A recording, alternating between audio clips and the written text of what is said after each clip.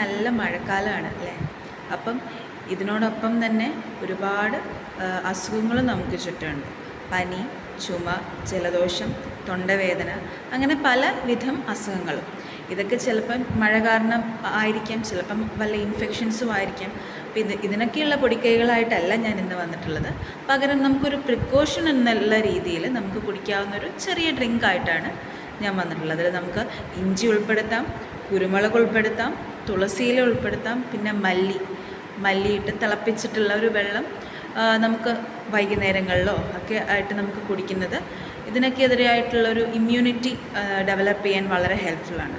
പിന്നെ തീർച്ചയായിട്ടും പനി 2-3 അല്ലെങ്കിൽ 3 ദിവസത്തിൽ കൂടുതൽ നിൽക്കുന്ന പനിയൊക്കെ ആണെങ്കിൽ നമ്മൾ സ്വയം ചികിത്സ ഒരിക്കലും ചെയ്യരുത്. കാരണം ഇപ്പം പലതരത്തിലുള്ള പനികളാണ് നമുക്ക് ചുറ്റുമുള്ളത്. അപ്പം തീർച്ചയായിട്ടും ഒരു ഡോക്ടറെ ചെന്ന് കണ്ട് അതിന് തക്കതായിട്ടുള്ള ഡയഗ്നോസിസ് ചെയ്ത് മരുന്നെടുക്കേണ്ടത് വളരെ അത്യാവശ്യമാണ്. അതൊരിക്കലും ഒരു സെൽഫ് മെഡിക്കേഷനെ പ്രൊമോട്ട് ചെയ്യുന്നതല്ല, പക്ഷേ ഒരു ഹെൽത്തി ഡ്രിങ്ക് എന്നുള്ള രീതിയിൽ നമുക്കിത് ഉൾപ്പെടുത്താവുന്നതാണ്. പിന്നെ പ്രത്യേകം പറയട്ടെ, ഓരോരുത്തരുടെയും പ്രകൃതി അനുസരിച്ചിട്ടും അതുപോലെ തന്നെ ഇതിൻ്റെയൊക്കെ ക്വാണ്ടിറ്റി അനുസരിച്ചിട്ടും നമുക്ക് മരുന്നുകൾ അല്ലെങ്കിൽ ഈ ഉണ്ടാക്കുന്നതിലുള്ള റിയാക്ഷൻസ് മാറാം. അപ്പം എല്ലാം മിതമായതില്ല, ഒരു ചെറുതായിട്ടുള്ളൊരു വെള്ളം പോലെ നമുക്ക് തിളപ്പിച്ച് കുടിക്കാവുന്നതാണ്. ഇത് നമ്മളിൽ പലരും മല്ലിയിട്ട് തിളപ്പിച്ച് വെള്ളം കുടിക്കുന്നവരായിരിക്കും, അതുപോലെ തന്നെ ചുക്കിട്ട് തിളപ്പിച്ച വെള്ളം കുടിക്കുന്നവരായിരിക്കും.